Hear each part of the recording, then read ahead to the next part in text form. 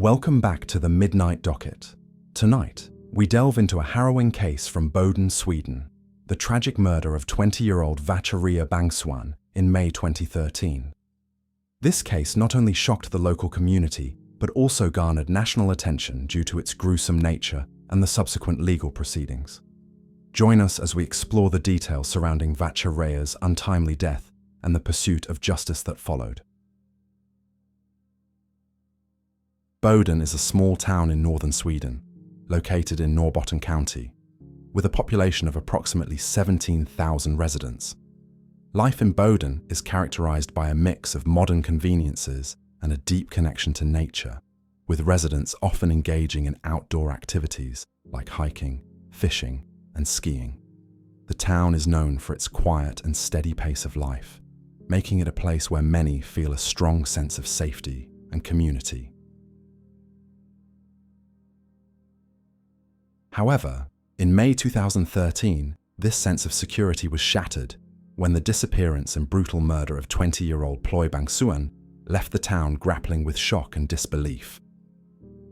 Vatchareeya, affectionately known as Ploy, was born on August 1, 1992, in Thailand. At the age of 11, she moved to Sweden with her mother to join her stepfather in Boden. A dedicated student, Vatchareeya was pursuing a degree in civil engineering at Luleå University of Technology. She was also an avid karate enthusiast, reflecting her disciplined and determined nature. Friends and family remember her as a kind-hearted and ambitious young woman with a bright future ahead. From here on, we will refer to Vatchareeya as Ploy, as she was affectionately called by those who knew her best. On May 4th, 2013, Ploy informed her family that she planned to go jogging and then study with a friend. She reportedly planned to meet with her ex-boyfriend, Kristoffer Johansson, who picked her up around 4 p.m. According to Johansson, they spent the afternoon at his apartment, during which Ploy was said to be quiet and contemplative. Johansson claimed she left around 9 p.m., but he was unable to provide clear details about her departure. Investigators later uncovered text messages between Ploy and other individuals sent earlier that day, but the contents of these messages remain undisclosed. When Ploy failed to return home and her phone remained unreachable, her family grew increasingly concerned and reported her missing on May 7th. Between May 7th and May 19th, an intensive search was conducted for Ploy after her family reported her missing.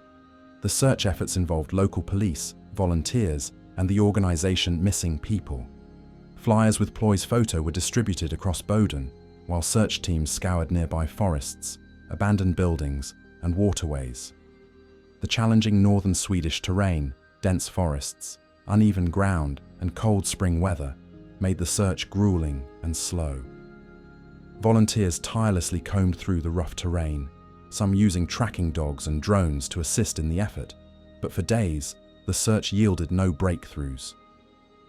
Despite the lack of leads, Ploy's family and friends held on to hope, while investigators worked parallel to the search, piecing together a timeline of her last known movements. Community members shared tips, and local news outlets amplified the urgency of the situation, with Ploy's face becoming a poignant symbol of the search for answers. Finally, on May 20th, 2013, the exhaustive efforts led to a grisly discovery in an abandoned house in Vatchareeya, a secluded and heavily wooded area near Boden. Inside the house, volunteers discovered a torso wrapped in plastic, carefully placed in the center of the floor. The position of the remains, combined with the eerie and isolated setting, initially led investigators to question whether the scene could have been part of a ritualistic killing. However, this theory was later dismissed, as evidence suggested the careful placement was more likely an attempt to hide or preserve the remains temporarily. The nightmare deepened as additional body parts were uncovered in the surrounding forest. Her legs were found concealed under dense foliage several meters from the house, while her arms were discovered partially buried nearby. The dismemberment showed a methodical approach, with cuts indicating the use of a sharp blade. The placement of these parts, scattered yet not entirely hidden, suggested the perpetrator may have been interrupted or unsure about how to fully dispose of the remains. Despite the gruesome discovery, no traces of her head were found during this phase of the search, leaving a haunting question about the full extent of the crime. The dismemberment also posed a significant challenge for law enforcement in determining the exact cause of Ploy's death. Although the stab wounds to her chest suggested a possible fatal injury, the condition of her body made it impossible to confirm with certainty. The extensive damage and separation of body parts left investigators grappling with the horrifying reality that they might never conclusively determine what ultimately ended her life. This uncertainty further complicated the investigation and added another layer of tragedy to an already devastating case. The brutal nature of the crime sent shockwaves through the Boden community. Residents were horrified that such an atrocity could occur in their town. Vigils were held in Ploy's memory, and the community rallied around her grieving family, offering support during this unimaginable time. The investigation into Ploy's murder initially focused on two key figures in her life: her ex-boyfriend, Kristoffer Johansson, and her karate coach, a trusted mentor with a troubling hidden side. Ploy's karate coach was a central figure in her life. A married man with years of experience in the sport, he was someone she had looked up to and trusted completely. However, investigators soon uncovered a darker side to this relationship. According to testimonies, the coach had been exploiting his position of authority over Ploy. Witnesses reported that he had displayed an inappropriate level of interest in her, often crossing professional boundaries. It became evident that his behavior extended beyond mentorship, veering into obsession. While outwardly presenting himself as a devoted family man, he had cultivated a disturbing dynamic with his young student. The coach's actions came under intense scrutiny when investigators found discrepancies in his statements about Ploy's disappearance. It was revealed that they had developed an intimate relationship, despite the coach being married. Speculation arose that he might have feared Ploy was pregnant, a situation that could have been disastrous for his career, marriage, and reputation.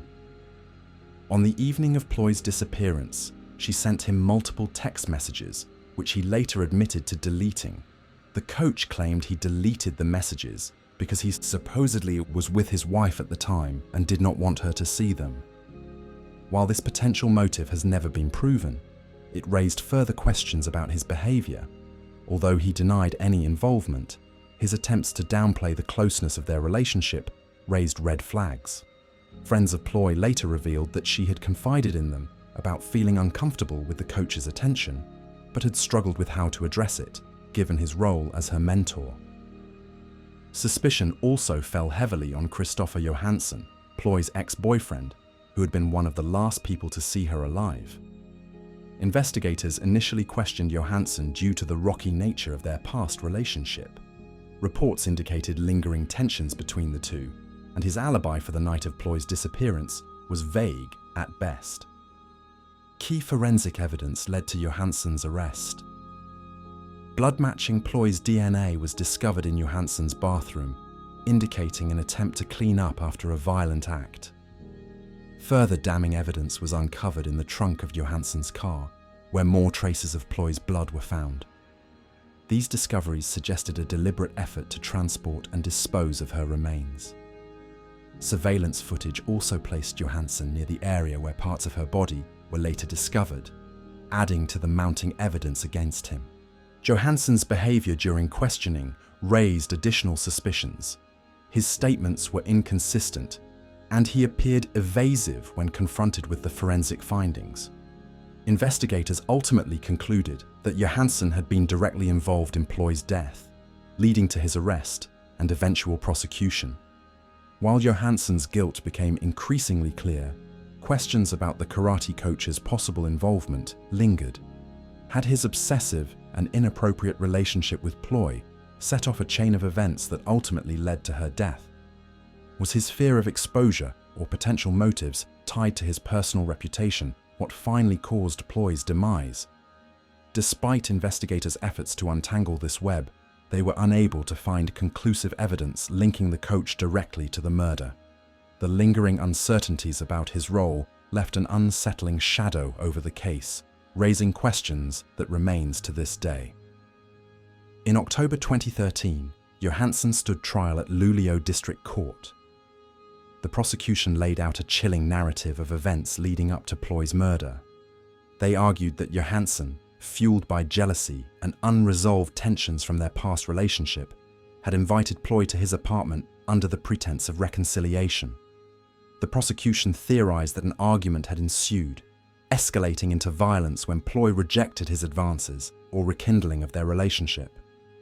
Prosecutors detailed a timeline based on forensic evidence and witness accounts.